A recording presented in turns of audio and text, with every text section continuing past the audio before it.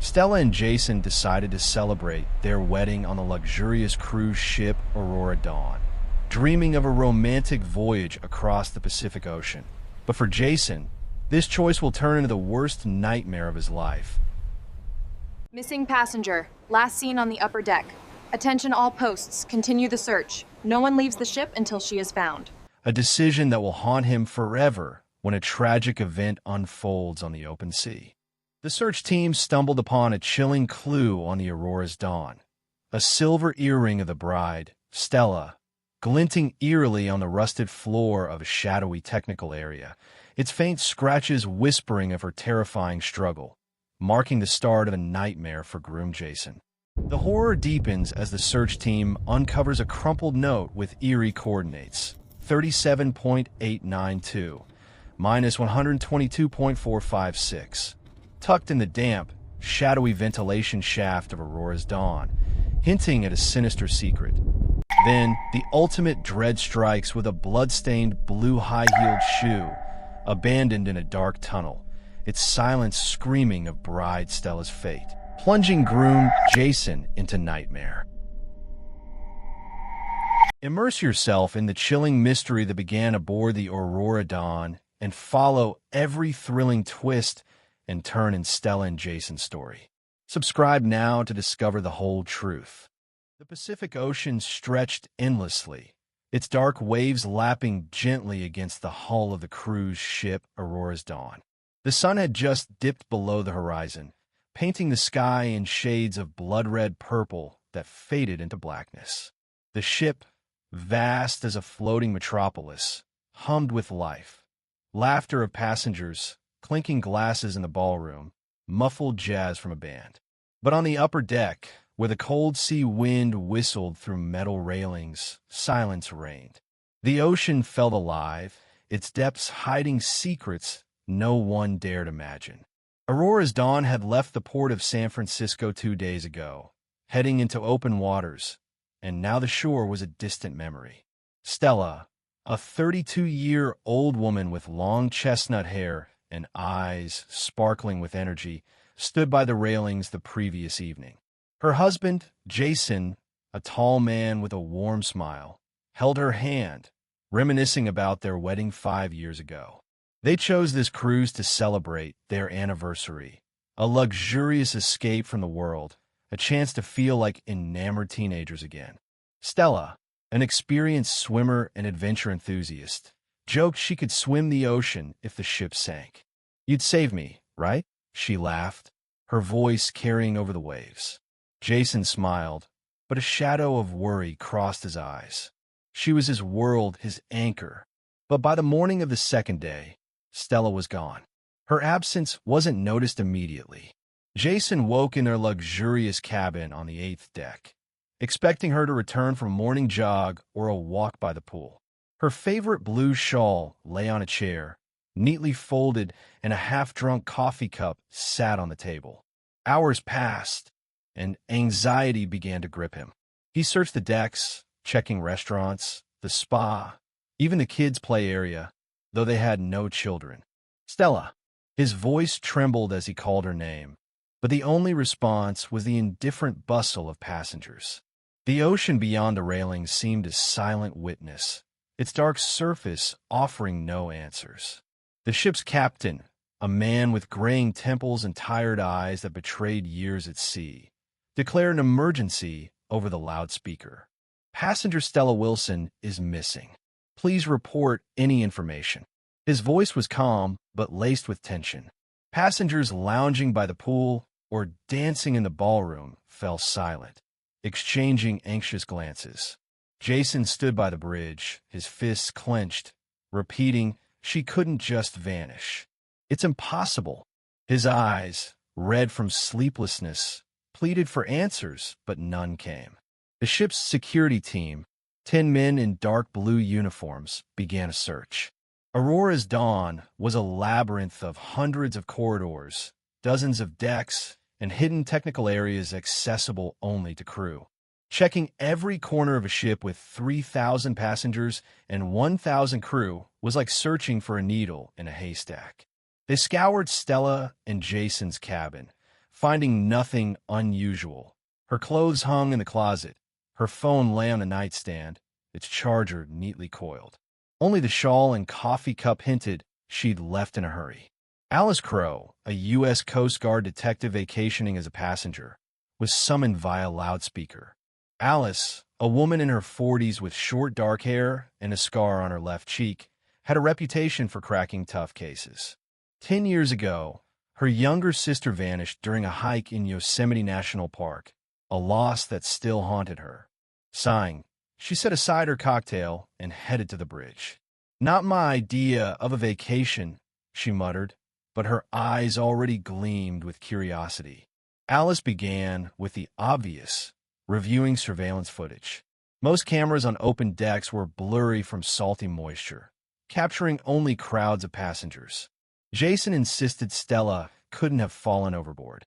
She swam in rough waters off Hawaii. She knew how to stay safe. His voice broke as he spoke to Alice. The captain leaned toward the worst-case scenario, an accidental fall. But Alice noticed something odd. A door to a technical area on the lower deck, off-limits to passengers, was ajar, though it should have been locked. Alice assembled a small security team and descended into the technical area. The corridors were narrow, lit by dim, buzzing lamps, smelling of oil and salt. In a ventilation shaft, a few meters from the entrance, they found a small silver star earring, Stella's, instantly recognized by Jason. "That's hers.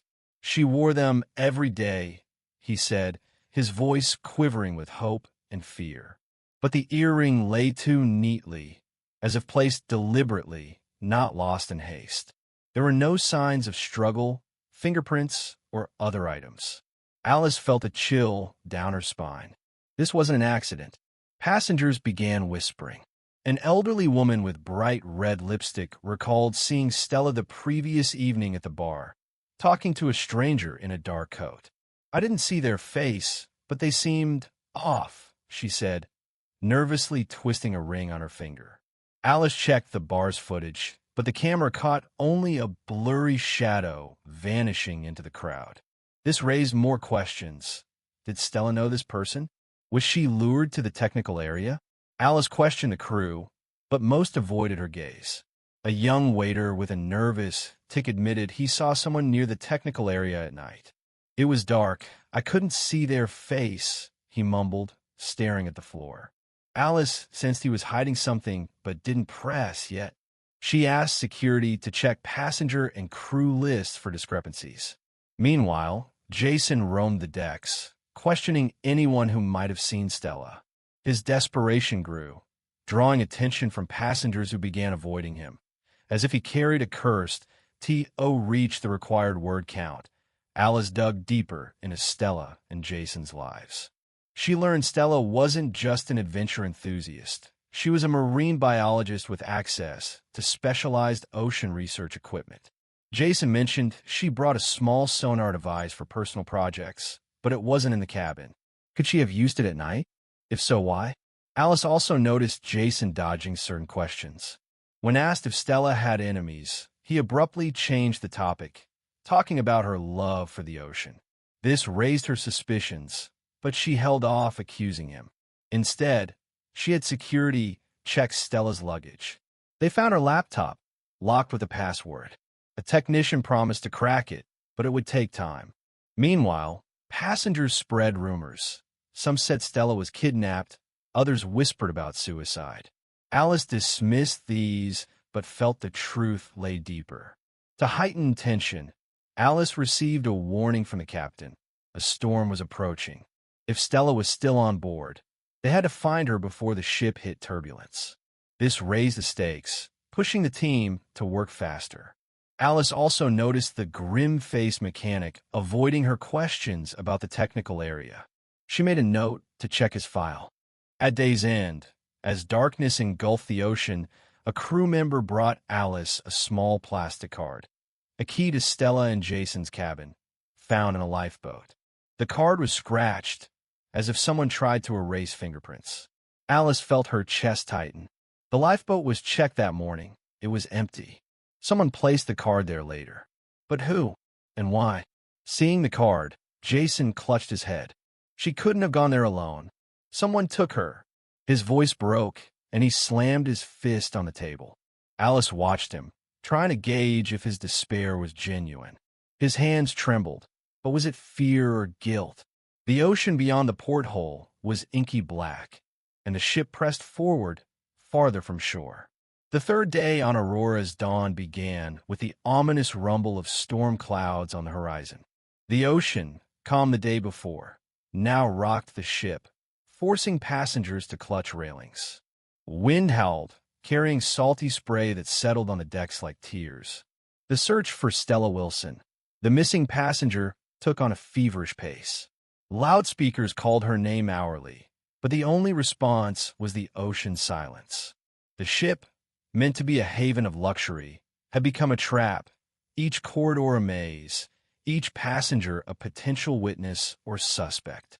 Alice Crowe, the Coast Guard detective leading the investigation, felt time slipping away. The approaching storm complicated the search. Coast Guard helicopters couldn't reach the ship, and lifeboats were too risky to deploy. Alice stood on the bridge, clutching the scratched key card found in a lifeboat the previous day. Her fingers gripped the plastic as if it could speak. "Someone placed it there after the check," she muttered, her voice drowned by the waves' roar. The captain, his face stony, shrugged. "Maybe a crew error," he said, but his eyes avoided hers. Jason, Stella's husband, was a shadow of himself. His eyes, red from tears and sleeplessness, burned with despair. He roamed the decks, accosting passengers. "Have you seen her? A woman with chestnut hair, in a blue dress?" Most averted their gaze, but some whispered, recalling Stella laughing at the bar or standing by the railings, admiring the ocean. Jason insisted she couldn't have fallen overboard. She knew the water better than anyone. She was a marine biologist. "Damn it," he shouted as security tried to calm him. His words were a plea, but Alice noticed a new edge in his voice, fear bordering on panic. What was he hiding? Alice organized a full-scale search, dividing security into 3 teams. The first checked upper decks where passengers spent most of their time. The second scoured technical areas accessible only to crew. The third, smallest team, inspected the ship's exterior through portholes and technical hatches, looking for signs of struggle or a fall. But the ship was vast, 15 decks, hundreds of cabins, dozens of storage rooms. Searching was like hunting a ghost in a floating city. The technical area, where Stella's earring was found, became Alice's focus. The corridors were cramped, filled with the smell of oil and salt. Lamps buzzed, flickering from power surges, and the floor was slick with condensation. Alice led 2 guards, flashlights in hand. The rhythmic tapping she'd heard before was fainter, but still echoed from the ventilation shaft. "That's not water," she said, leaning toward the grate. The sound was too regular, almost a signal. But when it tried to open the shaft, the bolts were tightened shut. Alice ordered a mechanic summoned, but her gut told her someone on the crew didn't want them looking inside. The search was hampered not just by the ship's size, but by growing panic among passengers.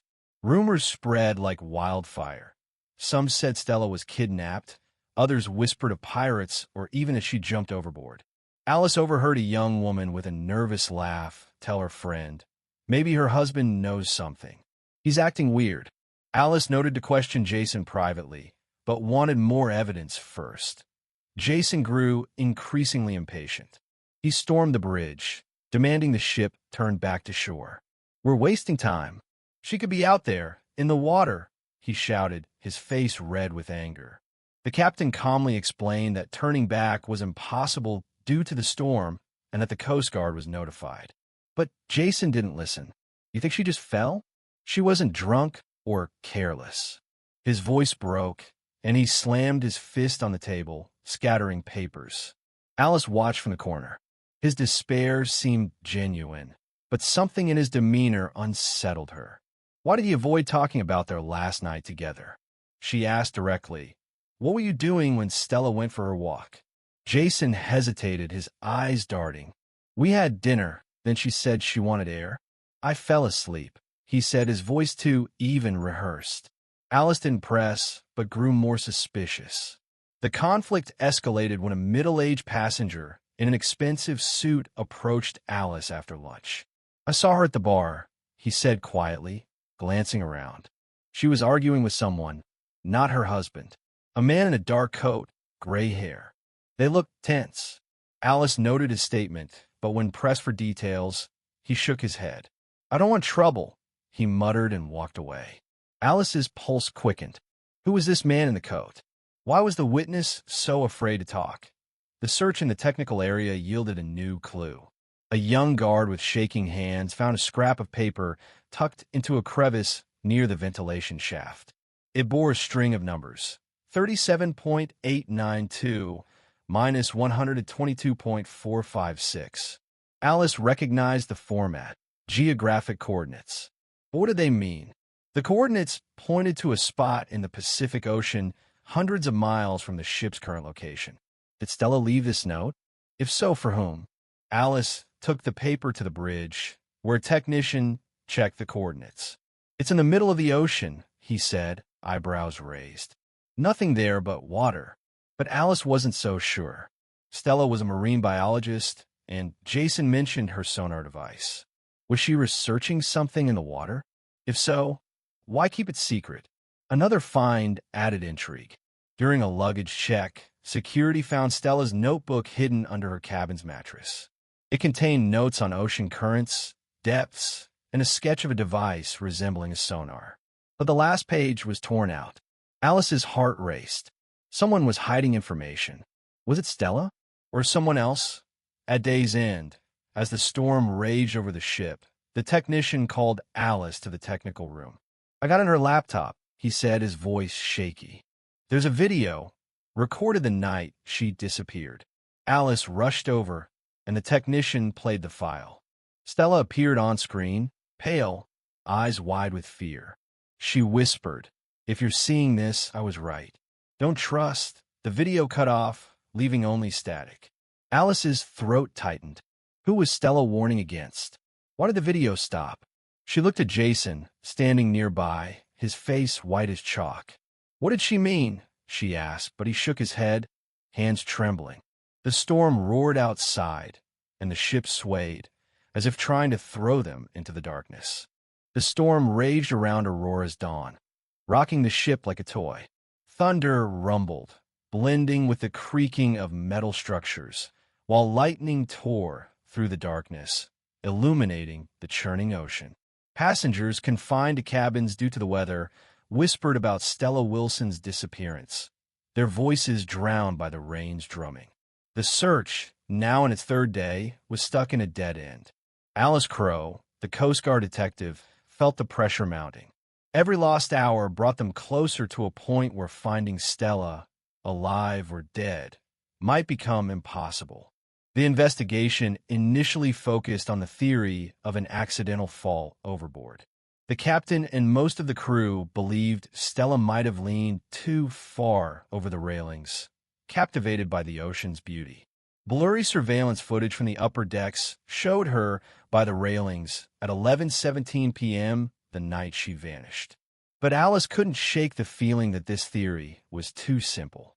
Stella was a marine biologist, someone who knew how to handle herself around water. Besides, the scratched key card found in the lifeboat and the cryptic video on her laptop, "Don't trust," hinted at something sinister. Alice gathered the security team in a cramped conference room on the fifth deck. Rain pounded the portholes, and lamps flickered from power surges. She laid out the evidence: Stella's earring, the note with coordinates 37.892 minus 122.456, the scratch key card, and her laptop. "We're looking in the wrong place," she said, her voice sharp as a blade. She didn't fall overboard. Someone wanted us to think that. The guards exchanged glances, but didn't argue. They were exhausted, their uniforms soaked from searches in the rain, morale sinking with each hour. Jason, Stella's husband, sat in the corner, his face pale, clutching her photo. He hadn't slept in 2 days, his eyes burning with despair and anger. "You're wasting time on nonsense," he exploded when the captain mentioned the fall theory again. "She wasn't drunk or careless. Someone took her." His voice trembled, but this time Alice caught a new note, fear bordering on panic. She noted, "Jason knows more than he's saying." Alice shifted her approach. She theorized Stella might have been involved in something even her family didn't know about. The notebook found under her mattress contained notes on ocean currents and a sketch of a device resembling the sonar. The coordinates pointed to a spot in the Pacific Ocean, but the technician confirmed there was nothing there. No islands, no reefs, just depth. Alice recalled Stella's missing sonar device. Was she conducting research at night? If so, why the secrecy? She revisited the laptop video. The technician recovered part of the damaged file, and this time, the audio was clearer. Stella whispered, "If you're seeing this, I was right. Don't trust the crew." The last word was barely audible, but it hit Alice like lightning. The crew? Was one of them involved? She thought of the grim-faced mechanic who dodged her questions and the nervous waiter who saw someone near the technical area. Were they part of something bigger? Alice ordered a review of the crew's files, especially those with access to the technical area. She also requested the captain provide a full list of passengers who interacted with Stella the day she vanished. But the captain was oddly uncooperative. "We have 3,000 passengers, Miss Crow. We can't interrogate everyone," he said coldly. Alice sensed he was hiding something but couldn't pinpoint what. Meanwhile, Jason took matters into his own hands. He canvassed bars and restaurants, asking about the man in the dark coat scene with Stella. A young waitress, her voice trembling, admitted she overheard Stella arguing with someone about a promise that was broken. Jason grabbed her arm, demanding details, but she pulled away and fled. Alice, learning of this, felt the puzzle pieces aligning, but key parts were still missing. Alice realized the investigation had gone astray from the start. The focus on a fall overboard diverted attention from the technical area, where the earring and note were found. She returned there with a new team, this time with a welder to open the ventilation shaft. The tapping she'd heard earlier had stopped, but she was certain the shaft hid something crucial. When the welder cut the bolts, they found a small plastic container inside, sealed with waterproof tape. Within was a USB drive marked SW, Stella's initials. Alice's heart raced. This was the first solid lead, but why did Stella hide the USB in the shaft? How did it get there? She took the drive to the technician, who warned it might be encrypted. "It'll take time," he said, fingers frantically typing. Alice nodded, but her thoughts were elsewhere. She recalled the captain insisting on checking the exterior decks instead of technical areas. Was he deliberately distracting her? Another missed opportunity became clear when Alice reviewed bar footage previously ignored due to poor quality. One camera caught a blurry silhouette of a person in a dark coat following Stella to the stairs leading to the lower decks. Alice ordered the technician to enhance the image, but results weren't ready. She felt she'd lost precious time chasing the wrong leads. Late that evening, as the storm peaked, the technician called Alice to the technical room. The USB drive contained a single file, an audio recording dated the night of Stella's disappearance. Alice played it, and Stella's trembling voice filled the room. "I know what you did. You thought I wouldn't find out? Meet me at midnight by the technical area. Don't make me go public." The recording cut off with a sharp sound, like a blow or a fall. Alice's throat tightened. Stella knew something that put her in danger. But who was she addressing? What was that sound? She looked at Jason, standing by the door, his face white as chalk. "It wasn't me," he whispered, his voice shaking. But Alice wasn't sure. She recalled the bar argument and the silhouette in the coat. Was it a crew member? A passenger? Or Jason? The storm thundered outside, and the ship swayed, as if trying to cast them into the darkness. Alice knew the truth was close, but each step brought her closer to danger. By dawn on the fourth day, the storm over the Pacific Ocean began to subside, leaving Aurora's dawn in eerie silence. Waves still rocked the ship, but thunder faded and the sky cleared, revealing an endless gray expanse of water. Passengers, drained by days of tension and rumors about Stella Wilson's disappearance, avoided open decks, and the crew worked with grim faces, knowing the mystery could no longer be ignored. Alice Crowe, the Coast Guard detective, hadn't slept in 2 nights. Her eyes, circled with dark shadows, burned with determination. The audio recording found on Stella's USB drive haunted her. Stella's trembling voice, warning of a secret and a threat, cut off by a sharp sound like a blow. Who was with her that night? What did she know? Alice stood in the technical room, where the technician worked to recover more data from the USB drive. On the table lay other evidence. Stella's earring, the note with coordinates 37.892 minus 122.456, the scratched key card, and her notebook with a torn-out page. Each item felt like a puzzle piece, but the key one was still missing. Alice sensed the investigation was nearing a turning point, but each step felt more dangerous. She noticed the captain and some crew members avoiding her, their answers growing evasive. Was someone on the crew involved, as Stella's video hinted? A breakthrough came not from Alice or security, but from a chance passenger. During a morning walk on the lower deck, where storage and technical rooms were located, an elderly man named Henry, a retired engineer from California, noticed something odd. Behind crates of life-saving equipment, a small metal box was camouflaged as part of the machinery. Curious, Henry opened it and found a sonar device, Stella's, as Jason confirmed. He called security, and the box was brought to Alice. Alice's pulse quickened as she held the sonar device. Compact, with a screen displaying recent data, she powered it on.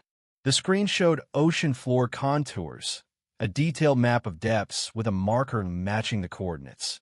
37.892 minus 122.456.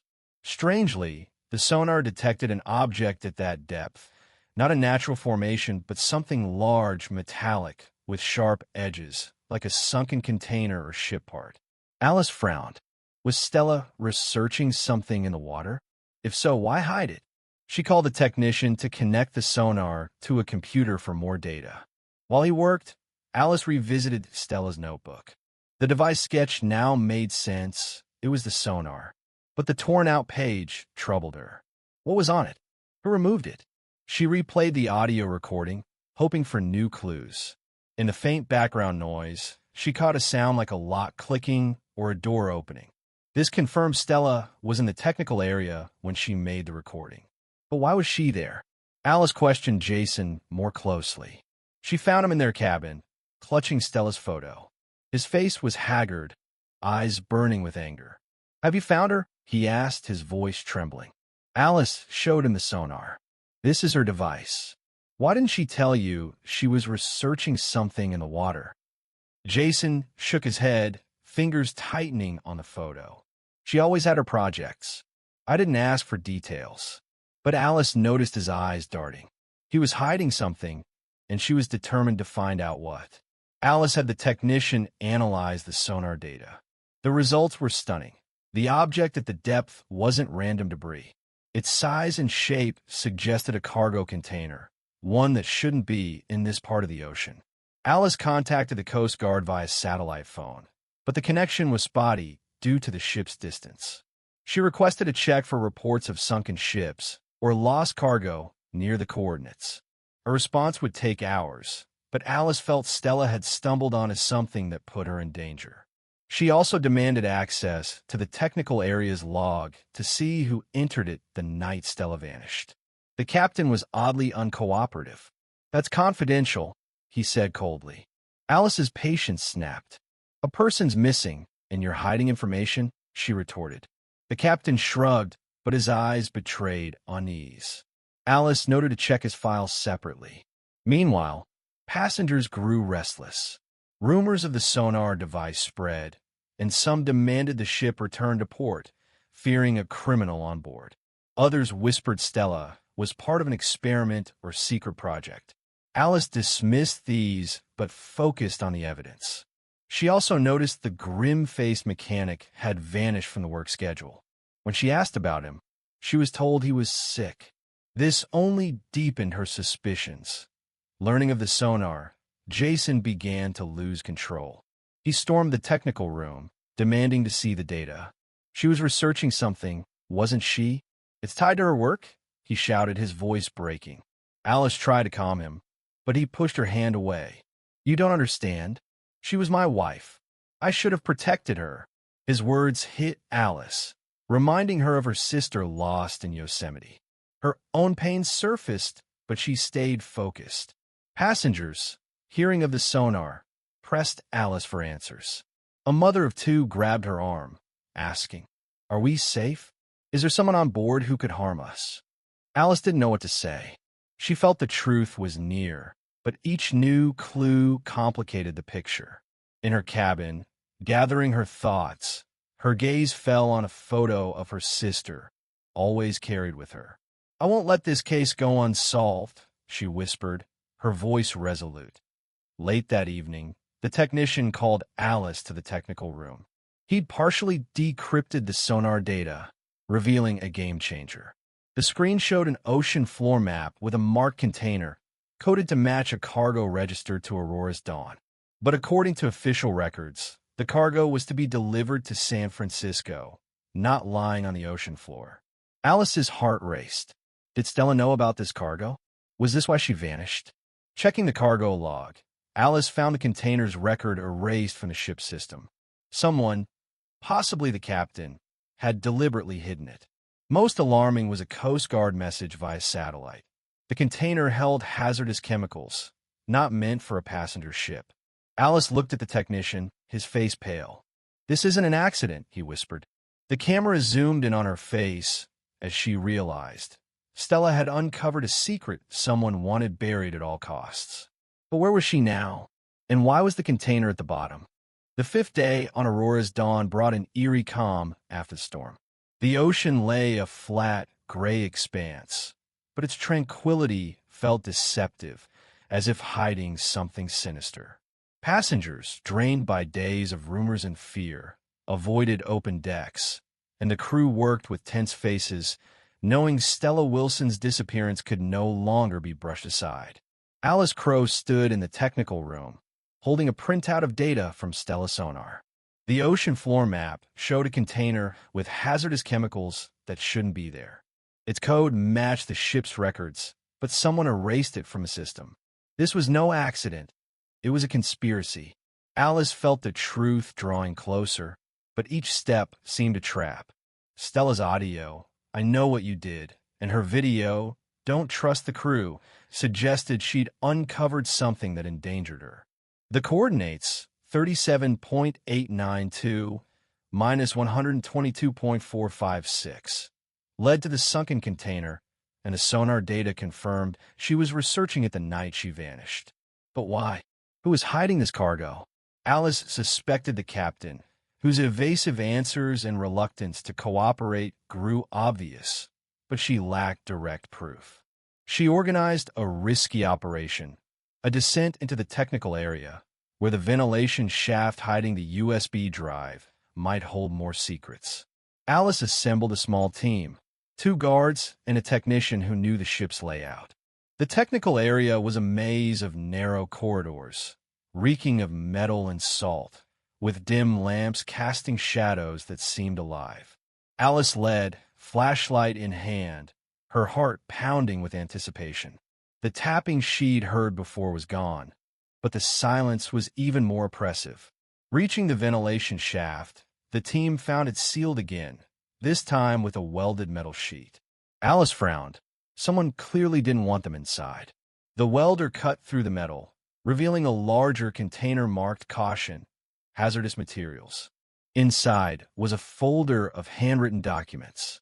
Alice opened it, finding a list of crew names, including the captain and the suspected mechanic, with sums of money and dates beside them. This was a trail of an illegal operation tied to the ocean floor cargo. But the most shocking was a name at the bottom, Jason Wilson. Next to it, a note, refused. Alice's throat tightened. Was Jason part of this conspiracy? If he refused, did that cause Stella's disappearance? She recalled his despair, his halting answers, his avoidance. Was he hiding the truth out of guilt, not grief? Alice decided to confront Jason immediately, but found he wasn't in his cabin. Security reported seeing him near the lifeboats, searching for something. Alice rushed there, her heart racing.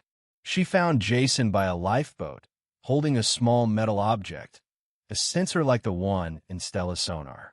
"What is that?" she demanded sharply. Jason flinched, his eyes wide with panic. I found it in her things," he stammered, but his voice shook. Alice knew he was lying. Alice took the sensor and sent it for analysis, her suspicions about Jason deepening. She ordered security to watch him, but not arrest. Yet, she reviewed the container documents, which suggested the chemical cargo was part of a smuggling operation. The captain, named in the list, became a prime suspect, but when Alice tried to summon him, she was told he was busy on the bridge. This was a clear attempt to avoid her. Passengers began to panic. Rumors of the hazardous cargo spread, and some demanded lifeboats be launched to abandon the ship. Alice knew this was impossible. They were too far from shore, and the Coast Guard couldn't reach them yet. The technician reported that the sensor Jason found contained data on the cargo's chemical composition, toxins that could cause an environmental disaster if the container was damaged. Stella, as a marine biologist, might have discovered this and tried to alert authorities. The biggest obstacle came when Alice tried contacting the Coast Guard via satellite phone. The connection cut off abruptly, and the technician reported someone had deliberately damaged the antenna on the upper deck. Alice felt a chill. Someone wasn't just hiding the truth. They were actively sabotaging the investigation. Was it the captain, the mechanic, or Jason? Alice acted swiftly. She organized a search of the captain's cabin, using his absence on the bridge. Security, though reluctant, complied. In his desk drawer, Alice found an encrypted letter addressed to an unknown recipient. It mentioned the cargo and a dumping plan, along with $1 million sum. This was proof the captain was involved in the illegal operation, but the recipient's name was smudged. Alice's heart raced. She was on the verge of exposing a conspiracy, but she knew the captain wasn't acting alone. As she left the cabin, the mechanic, her earlier suspect, confronted her. His eyes blazed with anger, and he gripped a wrench. "You're digging too deep," he hissed, advancing. Alice stepped back, hand reaching for the pepper spray in her pocket. Before things escalated, a guard rushed from the corridor and tackled the mechanic. During the struggle, the wrench fell, and a small paper slipped from his pocket. The same coordinates, 37.892 minus 122.456. Alice picked up the paper, hands trembling. The mechanic knew about the container, and maybe he knew what happened to Stella. She ordered him locked in the ship's brig, but as security led him away, he shouted, "You don't know the whole truth. Ask her husband." Alice turned to Jason, standing nearby, his face pale. He shook his head, but his eyes betrayed fear.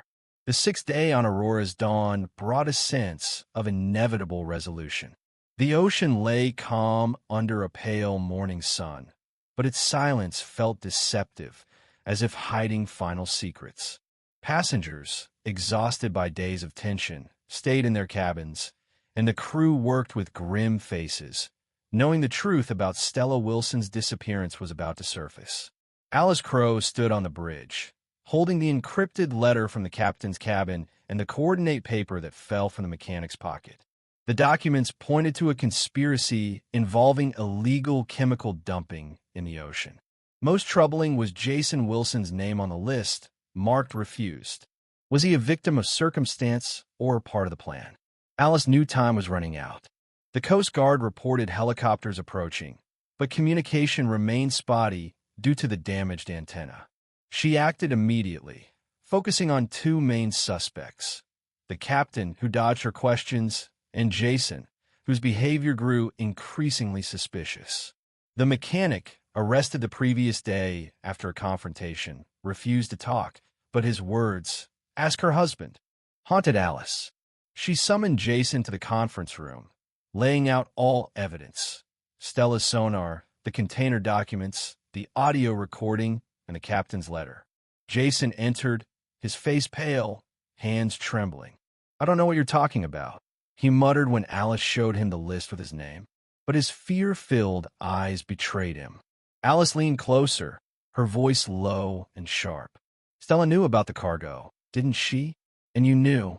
Why didn't you tell?" Jason clenched his fists, his gaze darting around. Finally, he broke. "I didn't want this," he whispered, voice shaking. "They approached me a month ago. Said it was just cargo to dump. I refused, but Stella, she found out." He revealed that Stella, as a marine biologist, stumbled onto data about the toxins during her work. She suspected the ship was used for illegal chemical dumping and gathered evidence with her sonar. The night she vanished, she planned to confront the captain. Jason begged her to stop, fearing for her life. "I told her it was dangerous, but she wouldn't listen," he said, voice breaking, covering his face with his hands. "She went to the technical area. I should have gone with her." Alice's heart tightened. Jason wasn't the main culprit, but his silence cost Stella her life. She called security and ordered the captain's arrest. They stormed the bridge, where he was shredding documents. Alice snatched the papers from his hands, finding details of the operation: a contract with the company paying for toxin dumping, and a list of bribed crew members. The captain, gray-haired and hollow-eyed, stood silently. "You don't understand what's at stake," he muttered, but Alice didn't listen. She ordered him locked in the brig with a mechanic. But the biggest question remained: where was Stella? Alice returned to the technical area, where security conducted another search. They found a hidden hatch in a far corner, locked with a code. Using equipment from the captain's cabin, the technician cracked it, revealing a narrow tunnel to the ship's lower level. Alice, flashlight in hand, descended with 2 guards.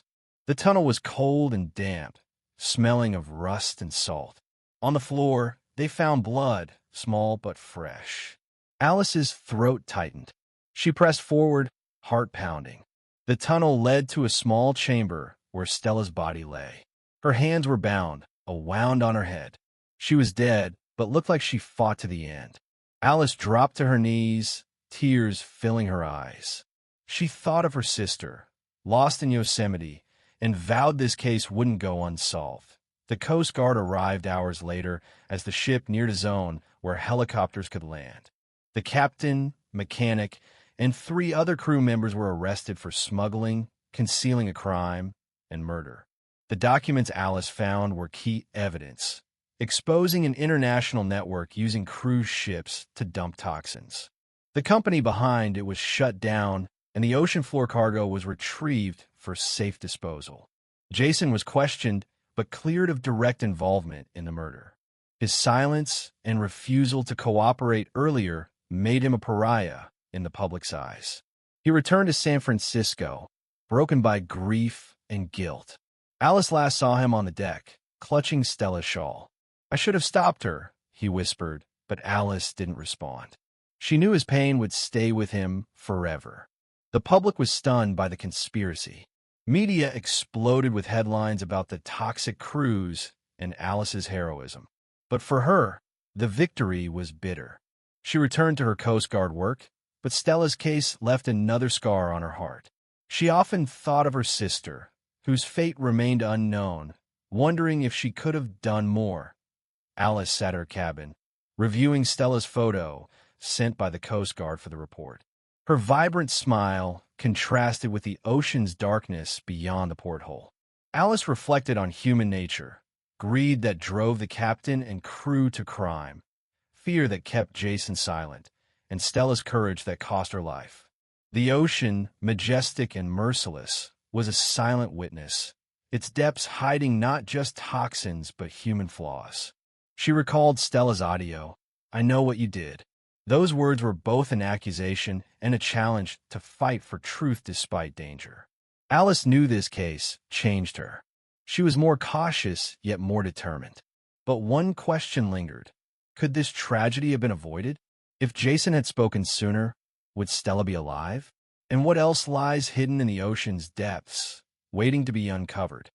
The Pacific Ocean gleamed under a crimson dusk on August 23rd, 2025, as 34-year-old Stella Wilson and her 36-year-old husband Jason stepped onto the deck of Aurora's Dawn, their wedding rings catching the fading light. At 34, Stella's chestnut hair danced in the salty breeze, her blue shawl embroidered with SW fluttering against the teakwood railing, while Jason, broad-shouldered and smiling, squeezed her hand. The ship's white hull, streaked with salt, loomed like a silent giant, its portholes glowing amber. Waves lapped with a soft swish-swish, and distant laughter from the ballroom below clinked with glasses, tink-tink. It was their dream honeymoon, a celebration of love, but the air carried an unspoken chill. By dawn on August 24th, 2025, that chill became a scream. Jason awoke in their 8th deck cabin, the beige sheets tangled, a half-drunk coffee cup on the mahogany table bearing Stella's coral lipstick mark. His 36-year-old frame hunched over a silver-framed wedding photo, her laughing face now a ghost. The porthole rattled, rattle, against the gray ocean, and a loudspeaker crackled, hiss-pop, with murmurs. His heavy breaths, huff, mixed with the ship's creak, as panic set in. Her shawl lay crumpled on a velvet chair, a chestnut hair clinging to the fabric, its silence deafening. Midday brought chaos. At 58, Captain Harold Grayson's gravelly voice boomed, beep, beep. Attention, passenger Stella Wilson is missing. Report any information. Over the pool deck's loudspeaker, its metallic echo slicing through the storm clouds. Passengers, a 45-year-old woman in a red swimsuit and a 60-year-old man with a cocktail, froze, their drinks beating with condensation. The pool rippled with a metallic sheen, its tiles cracked with green algae, while waves crashed, boom swish, and a child wailed. Wah! The ship's white paint flaked with rust, a harbinger of dread. Late morning, 42-year-old U.S. Coast Guard Detective Alice Crowe arrived, her scarred cheek catching the fluorescent light of the bridge. Her black jacket gleamed as she gripped a notepad stained with coffee, its ink smudged with coordinates. Captain Grayson, his gold epaulets threadbare, sighed, humph. Amid the radar's buzz, bang. Rain tapped the porthole, tap, distorting the gray sea, its glass fogged with salt crystals. Alice muttered, "Not my vacation," her raspy voice hinting at personal stakes. The terror escalated in the afternoon. In the technical area, a silver star earring, Stella's, lay on a rusty floor, its SW engraving scratched, reflecting a buzzing lamp's yellow light. Water dripped, plink, and a pipe clanked, clank. The metal bore layered rust and an oil stain, the ventilation shaft's bolts green with patina. It was a silent scream, a clue to her struggle. Hours later, 68-year-old Margaret Hensley, her red lipstick smudged, whispered at the mahogany bar, "I saw her with someone odd." Her gold ring scratched. Jazz played, did-a-dum, and glasses clinked, tink, as the counter's grain showed a splintered edge. Dusk on August 24th brought a pivotal find. A crumpled note with coordinates 37.892 minus 122.456 lay in the ventilation shaft, its blue ink smudged, paper yellowed with torn edges. Thunder rumbled, grumble, and water dripped, plink. The grates flaked with rust, a droplet hanging from a bolt. It shifted the investigation a cryptic key, but the horror peaked at 10 p.m. when a blue high-heeled shoe, blood-streaked on its sole, was found in a tunnel. Its SW engraving gleamed under a flickering bulb, the leather scuffed, the blood fresh with smeared edges. Drips fell, plink, and the engine hummed, VRR. Ropes lay torn, stained with oil, their fibers split. By August 25th, 2025, at 12:46 p.m. Eastern European Summer Time. The truth emerged. Alice traced the coordinates to a cargo hold, where surveillance footage, pixelated but clear, showed a shadowy figure dragging Stella, her shawl trailing. The blood matched hers, confirming a struggle. Jason, broken, confessed. A crew member, jealous of their wealth, had plotted her abduction for ransom, but a storm had thwarted the plan, leaving her body lost overboard. The ship's creak, now mourned, and the ocean swallowed the final secret. Justice loomed, but for Jason, the nightmare was eternal.